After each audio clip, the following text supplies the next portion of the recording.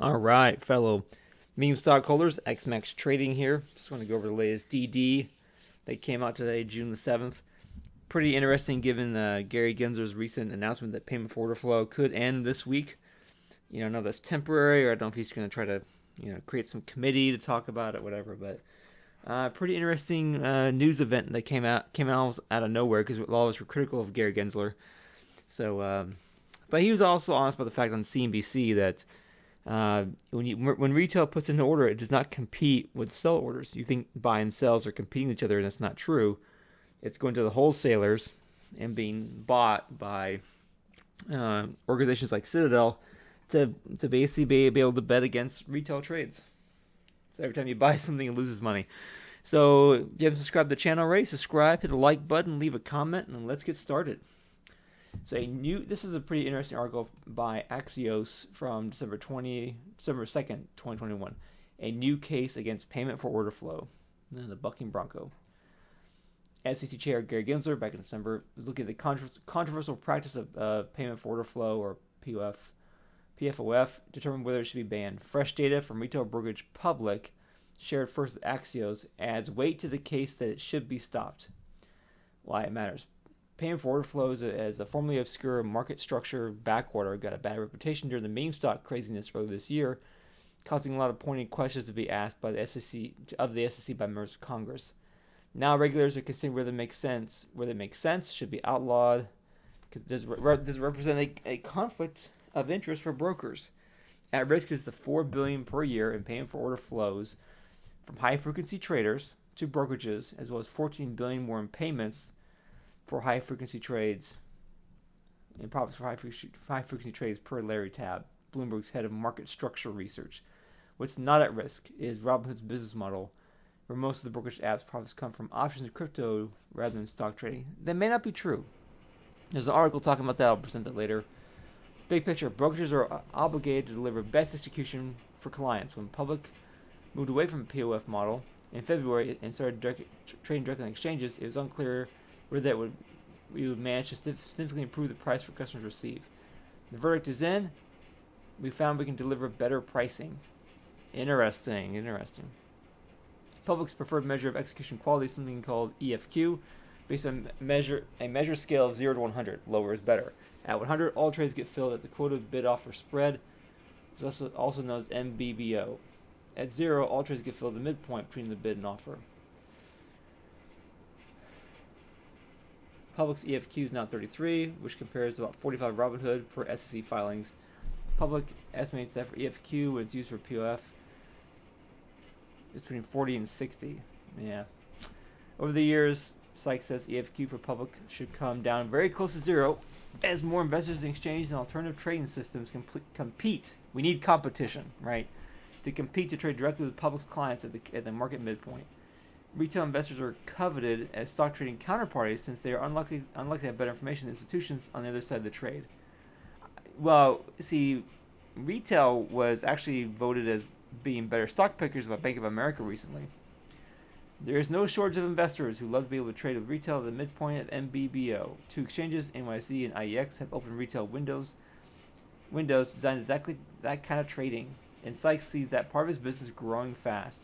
Execution quality on exchange trading continues to improve. It becomes much harder for other brokerages to claim that PFOF system represents best execution.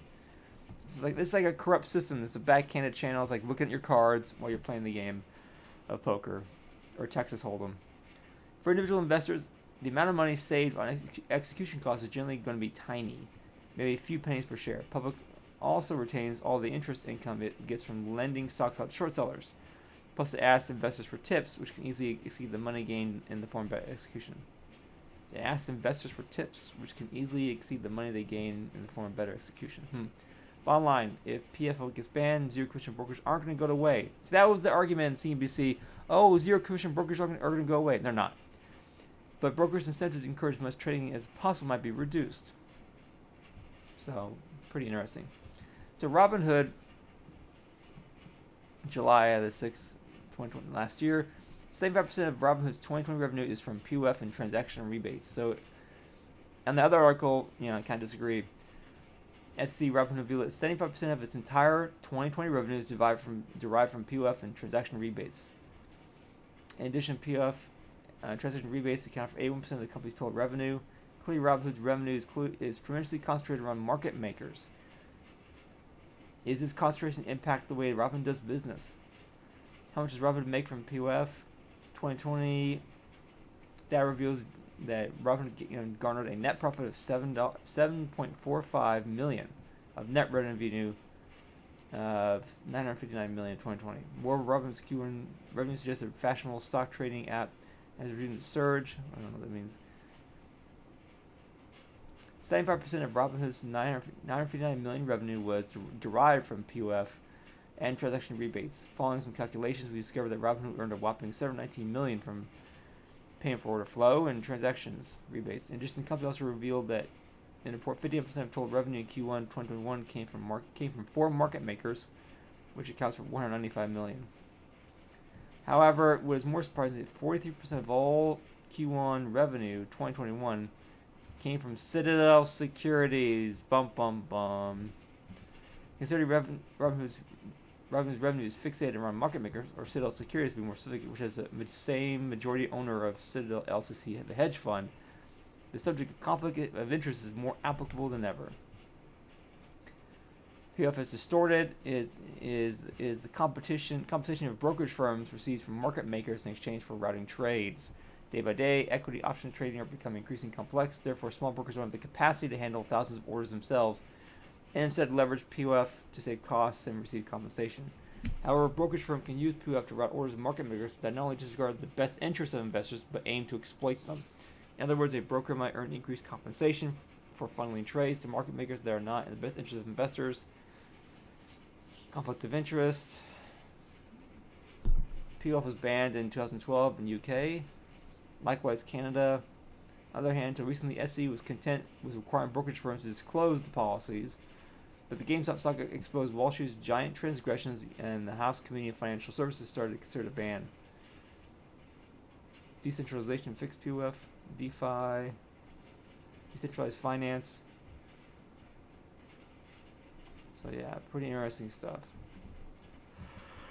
All right, so looking at, let's look at AMC short interest as of 10:30 p.m.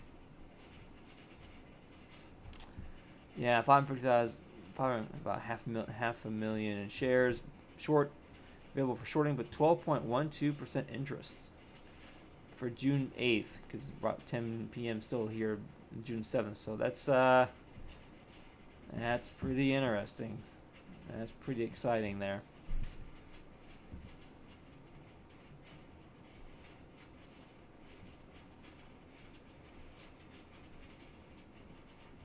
FTD seems to be kind of quiet right now, not a major one. That came and went 524. Borrowed shares.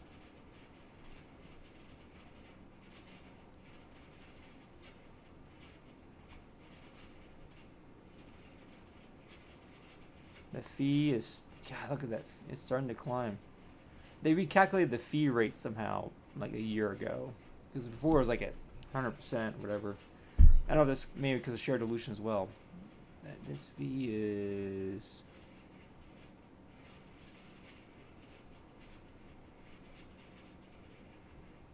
The fee percentage available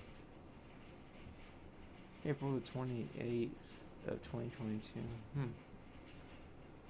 This fee rate is really climbing. This is pretty exciting stuff.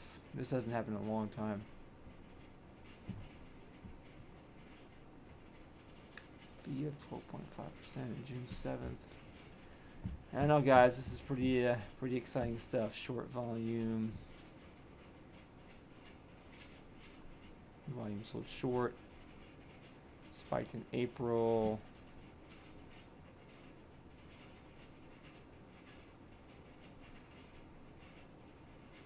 Kind of quiet down and then boom. The volume sold short, yeah, back in the big squeeze of June 2021. That was pretty high.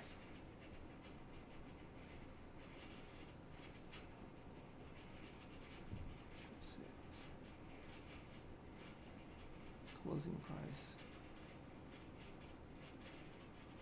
$18. Short percentage. 63% short. Yeah, price right here.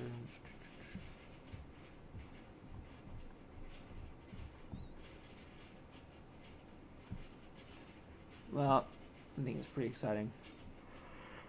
Max pain. 13 for this week, June 10th.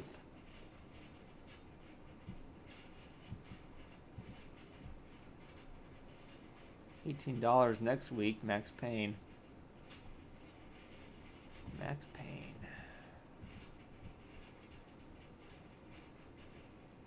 Oh, I'm back to 13 following week.